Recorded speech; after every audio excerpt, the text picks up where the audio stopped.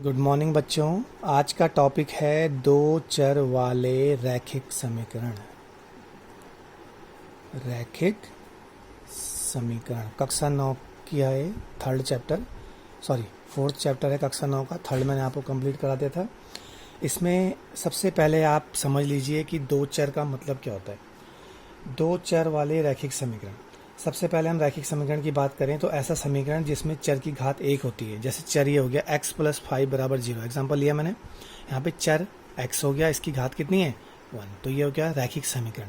जब हम दो चरों को लेते हैं x और y तो वहाँ पे ये बन जाता है दो चर, क्योंकि इनकी घात क्या है एक है, इसलिए इसको बोलेंगे रैखिक समीकरण। तो ये दो चर वाले रैखिक समीकरण इस प्रकार से डिनोट करते हैं। इसको हम p प्लस क्यू बराबर 5 भी लिख सकते हैं और कुछ भी लिख सकते हैं। 3s प्लस 5t बराबर 6, ये सब दो चर वाले रैखिक समीकरण के उदाहरण हैं।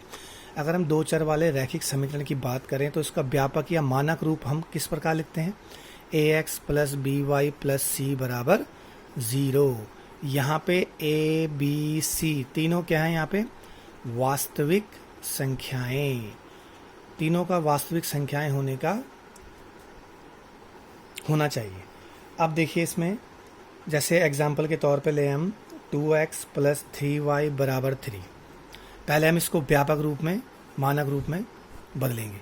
तो 2x धन 3y, अब ये 3 इधर आगे क्या हो जाएगा माइनस बराबर 0। अब इसकी तुलना करो, ax plus by plus c से इसकी तुलना की करेंगे तो यहाँ पे x का गुणांक 2 है, जैसे x का गुणांक a है तो a बराबर कितना आ गया यहाँ पे 2। क्लियर बेटा। y का गुणांक b है तो b बराबर कितना आ गया 3, और c यहाँ पे कितना आ गया आपका -3, क्योंकि यहाँ c के आगे प्लस है और यहाँ पे माइनस है तो ये आ गया c बराबर -3।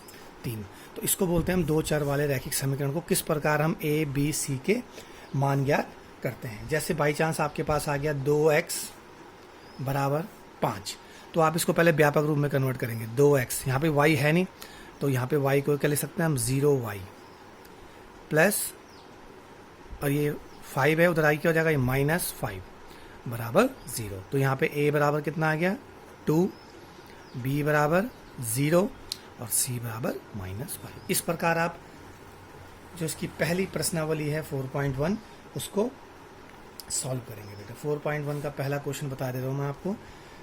2x प्लस 3y बराबर 9.35 बार।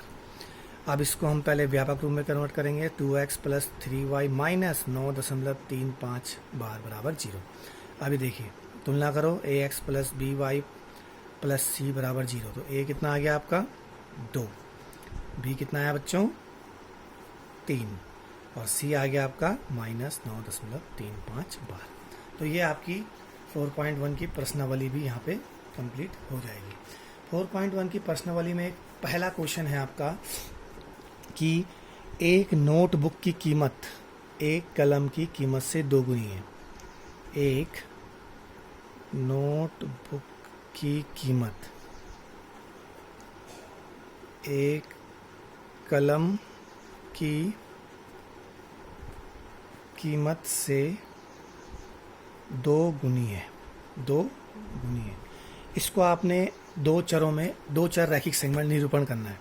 तो सबसे पहले आप क्या करेंगे, मान लेंगे कि नोटबुक की कीमत, माना हल करेंगे इसका, माना नोटबुक की कीमत कितनी ले ली हमने x रुपये। क्लियर। जब x रुपये हमने नोटबुक की कीमत ले ली तो उसके हिसाब से कलम की कीमत हम कितनी लेंगे, क्योंकि दो रेखीय समीकरण में कन्वर्ट करना है, दो चर वाली में। कलम की कीमत कितनी हो जाएगी आपकी y रुपये। क्लियर। अब प्रश्नानुसार देखिए, प्रश्नानुसार देखिए, एक नोटबुक की कीमत कितनी है x, बराबर है किसके, एक कलम की कीमत की दो गुनी है। कलम की कीमत है एक की y है, उसकी दो गुनी है 2y। तो अब इसको देखो दो चर वाले में कैसे कन्वर्ट करेंगे, ये बताया था मैंने। x माइनस 2y बराबर 0। तो ये आपका क्या हो गया, दो चर वाले रैखिक समीकरण को इस प्रकार इसको निरूपित करेंगे। ठीक है बेटा। अब अगर हम आगे की बात करें तो इसमें आपको पता होना चाहिए कि दो चर वाले जो रैखिक समीकरण होते हैं उनके अपरिमित रूप से अनेक हल होते हैं। अपरिमित रूप से अनेक हल का मतलब मैं आपको समझाता हूँ अभी। माना आपके पास दो चर वाली रैखिक समीकरण है x माइनस 2y बराबर 8। माना एक हमने दो चर वाली रैखिक समीकरण ले ली। अब देखिए हम ऐसा कैसे, अब इसको कैसे करना है सॉल्व कि ये अपरिमित रूप से अनेक हल आ जाएं इसके। इसमें आपको पता होना चाहिए कि एक चर का मान लेंगे, दूसरे चर का मान ज्ञात करना है। देखिए x बराबर 2y को उधर ले जाएंगे तो जाएगा 8 प्लस 2y। अब हमने x या y बराबर कुछ भी ले सकते हैं। आप इस समीकरण को इस प्रकार भी ले सकते हैं कि x माइनस 8 बराबर 2y, कोई डिफरेंस नहीं है। 2y बराबर x माइनस 8, कुछ भी ले सकते हैं आप। तो लिया हमने x बराबर 0 लेने पर, जब हमने x बराबर 0 लिया तो यहाँ पे रख दो, कहीं भी रख दो, किसी भी क्वेश्चन में, इसमें रखो चाहे इसमें रखो, चाहे इसमें सेम आएगा। अब जैसे हमने ये ले ली 2y माइनस x माइनस 8, तो 2y इक्वल टू 0 ले लिया x को, तो आ गया y बराबर माइनस 8 अपॉन 2। तो कितना आ गया 2 4 जा 8, तो y कितना आ गया आपका -4।